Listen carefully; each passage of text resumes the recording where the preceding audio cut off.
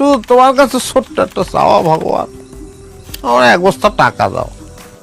মোশাররফ করিমের মতো এক বস্তা টাকা পেলে আমরা সবাই খুশি।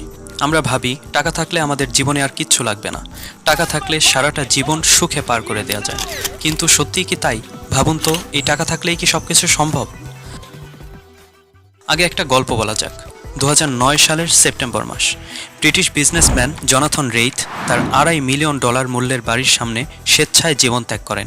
মৃত্যুর সময় তিনি রেখে যান $46 মিলিয়ন, যা বাংলাদেশি টাকায় প্রায় 504 কোটি টাকা। শুধু জনাথন রেইথই নয়, George Washington Adam, Edwin Armstrong, Philip Adam, Christopher Foster, Wayne Pye, Simon বেটলের মতো ব্যক্তিরা আছেন এই কাতারে, যারা প্রত্যেকেই ছিলেন নামকরা মিলিয়নিয়ার, যাদের কাছে টাকার কোনো অভাব ছিল না। তারপরেও তারা দিন শেষে বেছে নিয়েছিল পথ। যদি টাকা থাকলেই সব কিছু সম্ভব হতো, টাকা দিয়েই যদি সুখ কেনা যেত, তাহলে দিন শেষে এসব মিলিয়নিয়াররা কেন বেছে নিচ্ছেন এই পথ? প্রশ্ন থেকেই যায়। ছেলেবেলায় পাঠ্য বইয়ে একটা ভাব সম্প্রসারণ আমরা সবাই পড়েছি, অর্থই অনর্থের মূল। সত্যি বলতে কি, আমরা কেউই সেই বাক্যটি অন্তরে ধারণ করতে পারিনি।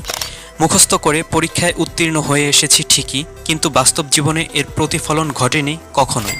বর্তমানে আমরা পাগলের মতো ছুটছি টাকা কামানোর পেছনে, বেপরোয়া গতিতে ছুটছি হিতাহিত জ্ঞান শূন্য হয়ে। সমাজের সবাই ওই অর্থের পেছনেই ছুটে বেড়ায়। অর্থের কারণে সমাজে একের পর এক ঘটে চলেছে মারামারি আর হানাহানির ঘটনা। আমাদের জীবনের সব কিছু এখনও সেই অর্থ ঘিরেই আবর্তিত। আমরা অর্থের মোহ থেকে বেরিয়ে আসতে পারিনি কখনোই।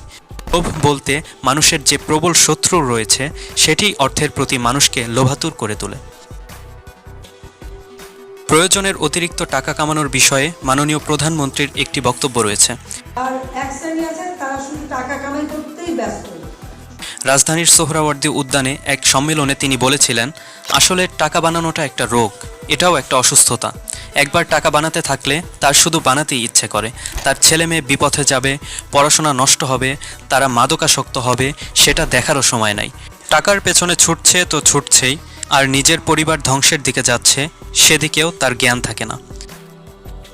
অর্থ সম্পদ নিয়ে আল কোরআনে বলা হয়েছে, মানুষ কখনো ধন সম্পদ চাইতে ক্লান্ত বোধ করে না। এর পেছনের একটি কারণ এমন হতে পারে, ক্ষণস্থায়ী দুনিয়াকে যে নিজের আশ্রয়স্থল বানিয়ে নেয়, তখন ধন সম্পদই তার একমাত্র আরাধ্য ধ্যান জ্ঞানে পরিণত হয়। পরবর্তী জীবন তার কাছে তুচ্ছ হয়ে ওঠে। ফলে টাকা কামানোর দুরারোগ্য অসুখ তাকে পেয়ে বসে। ন্যায় অন্যায়ের ভেদরেখা তার কাছে মুছে যায়।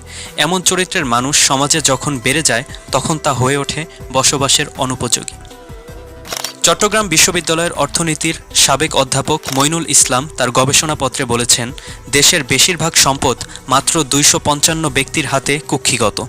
এ তথ্য একথাই প্রমাণ করে যে দেশে আয় বৈষম্য এখন নজিরবিহীন। আমরা পাকিস্তান আমলে 22 পরিবারের গল্প শুনেছি, এখন সেই জায়গা দখল করে নিয়েছে 255 পরিবার।